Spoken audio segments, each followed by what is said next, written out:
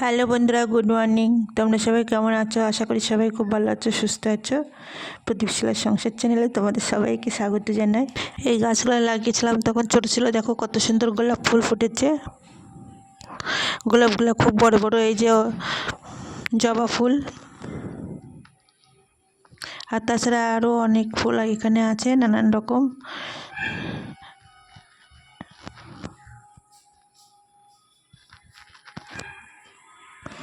এই যে লাল গোলাপ, জবা,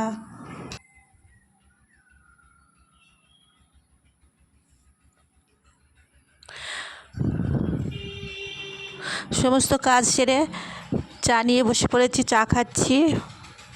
চলে এসেছি রান্নাঘরে, রান্না করতে হবে। সবজি কাটছি, পেট তো শুনবে না, রান্নার ব্যবস্থা করছি। এখানে মাছ রাখা আছে, মাছ রান্না করব।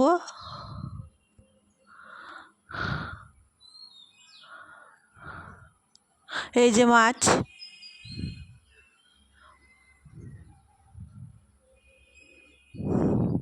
আর চাল কুমড়ো করবো। এটা চাল কুমড়ো কেটে রেখেছি, আলুগুলা ওর ভিতরে দেব, আলুটা ভাজা করব। আর এই কাঁচকলা দিয়ে মাছের ঝোল করব। এই মাছগুলো রান্না করব না, এই মাছগুলো ভেজে রেখে দেবো। চিংড়ি মাছ আর বাটা মাছ বেসিনের মধ্যে রাখা আছে, ওইগুলো ধোয়া হয়নি, ওইগুলো রান্না করব। আর ডাল করব। কলা পটল এগুলো রেখে দিচ্ছি, সব তো একদিনে খেলে হবে না, কালকে চিন্তাও তো করতে হবে। এইগুলো সব কালকে রান্না করব।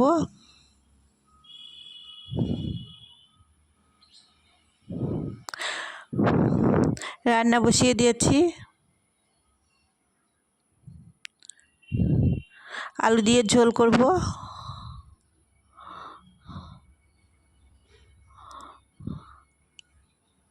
আর এই মাছটা ভাজা করব, ভাজা খাবে। এই মাছটার ভিতরে সমস্ত মশলা দেব, মশলা দিয়ে ভাজা করব।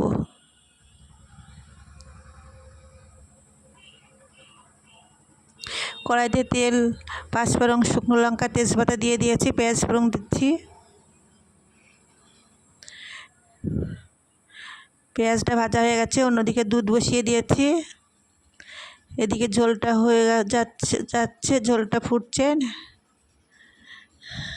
নামিয়ে নিচ্ছি। এই মাছটাকে ভাজা করবে, দেখো পিস পিস করে কিভাবে দিলাম, তাহলে এর ভিতরে সব নুন ঝাল মশলা সব কিছু চলে যাবে।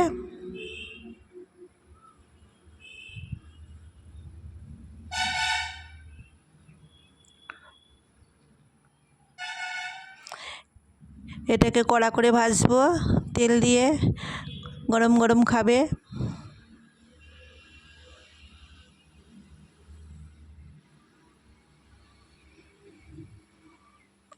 এরকমভাবে মাছ ভাজা করলে খেতে খুব ভালো লাগে।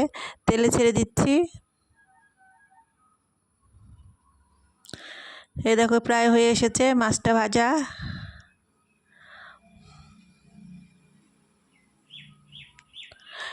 রান্নাঘরের কাজ সারা হয়ে গেছে, চলে এসেছি বড় ঘরে। এইগুলো একটু মুছে নিচ্ছি।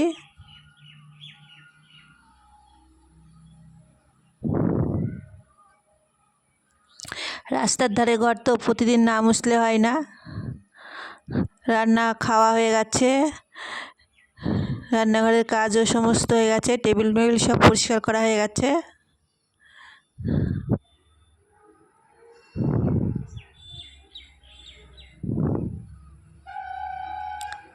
রান্নাঘরে অনেকটা টাইম লেগে যায়। সমস্ত কাজ সেরে চলে এসেছি শ্রেয়ার জন্মদিনে। শ্রেয়া ওর দাদাকে কেক খাইয়ে দিচ্ছে। এখানে এখন আমরা সবাই আনন্দ করব।